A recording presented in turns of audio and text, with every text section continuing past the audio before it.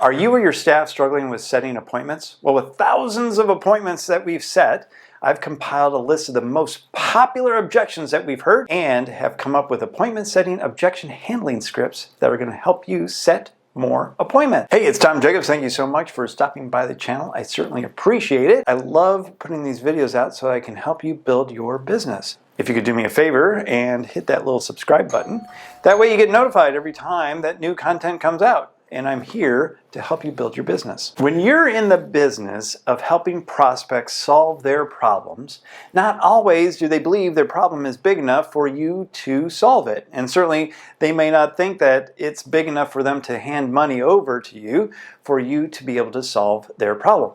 It is your duty and obligation to help them realize that their problem is big enough and you are the person that can help them solve their problem. Basically, you need to make their problem big enough so that they see you as the expert and the only person that can solve their problem. And this type of technique works for all sorts of different businesses, from online courses that are sold online to functional medicine doctors to concierge doctors to plastic surgeons, dentists, fitness centers, just any personal service business that has a premium product that they like to sell. And it's when we have those premium products that we sell that the sales conversation has to take place. And the first step in getting somebody into your program is always to have an appointment. Call it a discovery call, a strategy call, whatever you call it.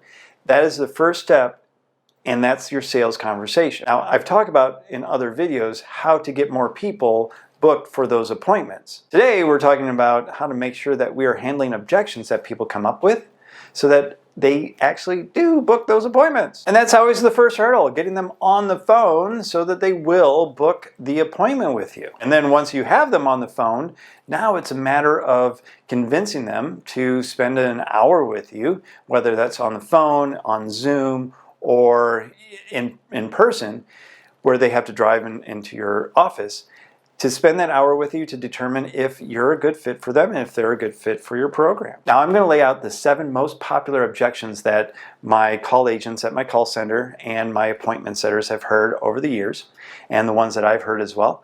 But more importantly, I'm going to give you some scripting so that you can overcome those objections as well. And I put together a special PDF just for you so you can download all of these scripts.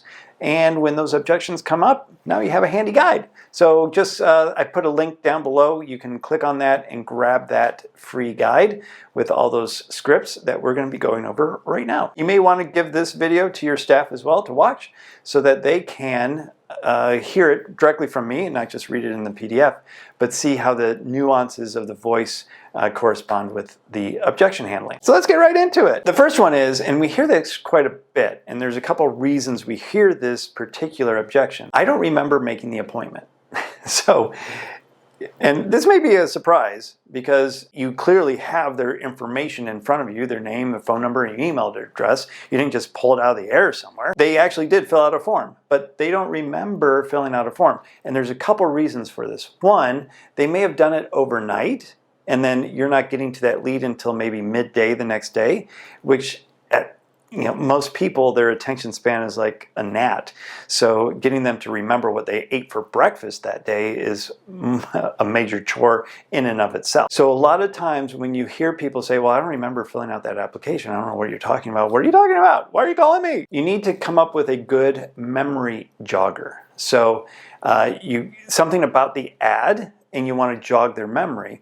So it might be, yeah, you filled out a form from an ad that was talking about XYZ on Facebook. Do you remember doing that? And you just start to get these little memory joggers for them, and then eventually they'll be like, oh yeah, I do remember filling out that form. That was like 2 days ago. And that's the other issue. If you're not responding to these leads very quickly, like within 20 minutes, and if they come in overnight, obviously you're not going to call them in the middle of the night, but if they come in overnight, you want to make sure that you're getting them as first in the morning as possible so that their memory doesn't fade very, very quickly. So the scripting for, I don't remember setting an appointment is you want to say, oh, you filled out a form on Facebook, Instagram, wherever that form was. It was about, and then tell them what it was about, and then say, do you remember that? Does that ring a bell? Something like that that's going to, again, jog their memory. The second objection that we get, and this is kind of weird that we even get this objection when we're setting appointments, is it's too expensive. I don't want to do it now. How do they know it's too expensive? We haven't even gone over the price with them. And generally, when you're setting the appointment, we don't even go over price. But where in the world did they get that it was too expensive? So the appointment is actually free to determine if the program is a right fit for you and to see what your issues are and answer any questions that you have. And there's no obligation to go any further. So you set them at ease that, okay, I'm going to get my questions answered. There probably is going to be a sales pitch at the end of it, but there's no obligation. They can say yes or no, and either's okay, but they just do make a decision whether they want to join or not. The third objection, which is kind of a pseudo-objection, but a lot of people come up with this anyway. They're like, oh, I'll just do it online.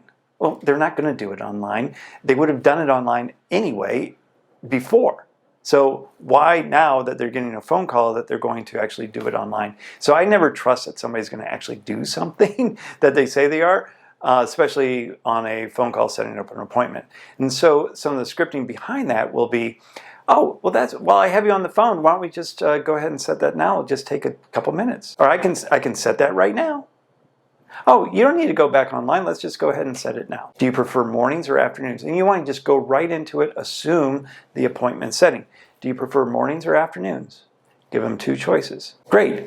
I have Wednesday or Thursday. Thursday. I have 9 o'clock or 11 o'clock. Again, two choices. Walk them through going from broad to narrow to nail down that appointment. Make it very, very easy for them. Because they think that being online, it's going to be super easy for them to book that appointment versus, now they have to look up the address, just say, oh, I can just make it super easy for you. Let's just do that right now. Do you prefer mornings or afternoons? And there you go. You've set an appointment with somebody that said, oh, I'm just going to do it online. And they're not going to do it online anyway. So quick question for you. Are you keeping track of the number of people that your staff or that you talk to on the phone versus the number of appointments that you're actually setting? This should be one of the key metrics that you keep track of so you can see where you might need to improve. So just make a comment below. I'm really interested in knowing what metrics that you're tracking in this whole funnel and if you're tracking them at all. And if you'd like some help on how to set that up, I'd be more than happy to jump on a call with you and go through kind of how I have it designed in my business. Objection number 4 that we get is, I'm already working with somebody. Which is curious, why did they reach out in the first place? So you need to pull this right out, and call it for what it is. It's like, oh, well, why were you reaching out? Oh, I wanted to get a second opinion. Oh, well, great. Well, let's give you that second opinion. Do you prefer mornings or afternoons? And you just go right into the appointment setting. There's a reason they filled out the form. Even if they're working with somebody else, they're not satisfied, obviously, or they're not getting the right answers, or whatever the issue might be. They want some more help. And it's your duty and obligation, of course, to set that appointment and help them out. In that sense, I would just kind of bypass it and say, well, you were requesting this anyway, so let's just go ahead and get you that appointment. Oh, you're working with somebody already? Oh, that's okay. There's a reason that you reached out in the first place, so why don't we just go ahead and figure what that is, and we can do that in the mornings or in the afternoons. Which do you prefer? And then you just go right on into setting the appointment. Number 5 is, I may be busy at work. Okay, well, we haven't even come up with a time or a date yet. How do you know if you're going to be busy at work? This is kind of like one of those smoke screens that people are just really cautious about doing anything or making any change in their life. So you need to put them at ease. It's like, oh, well, that's okay. We can work around your schedule. Are you off in the afternoons, evenings, or weekends? Oh, I'm off on the weekends. Okay, great. Well, Saturday we have appointments. Do you like mornings or afternoons? And just go right into it. If you notice that there's a theme with how to overcome objections, number 1 is you acknowledge what the objection is. Oh, I see you're busy at work all the time. Well, that's okay. We have afternoons, or we have evening appointments, we have weekend appointments. So you've overcome that objection by saying, oh, well, that's okay, we have something else for you. And you go right into assuming the appointment. Mornings or afternoons? Saturday? Great. Do you like 9 o'clock or 12 o'clock? And boom, you have an appointment set, even with somebody that says, oh, I may be busy at work. Well, great. Let's find a time that you're not working. In today's world where we're doing tons and tons of Zoom meetings already, I still get the objection of, oh, I'm not able to use Zoom, or I'm not able to get on Zoom, which just boggles my mind. How in 2020 people are not able to get on Zoom? Curious. Anyway, we still have phones. So just say, oh, that's okay if you're not able to get on Zoom. We can just do a phone call. Or do you want to come into the office if you're doing in-person appointments? Or just do a phone call. It's okay. You're going to get the same information. It's just the very first step to getting them in front of you and understanding what their problem is. People generally are scared of taking that very first step. That's why we have such an obesity problem. People are afraid of taking that first step to correcting an issue. They'd rather just be comfortable, right? But it's in that uncomfortness that we actually grow and we change. So let's help them get over their uncomfortableness and get into a new norm of comfortable. So I have put all of these objections and the scripting behind them into a PDF. I'd love for you to have it. The link is below. Just click on that and I will send you that PDF with all of the information. And you'll probably want to bookmark this video and watch it again and again and again, and give it to your staff to watch again and again and again, so that they can really understand some of the nuances of how to say some of these objections as they go through them or as they experience them.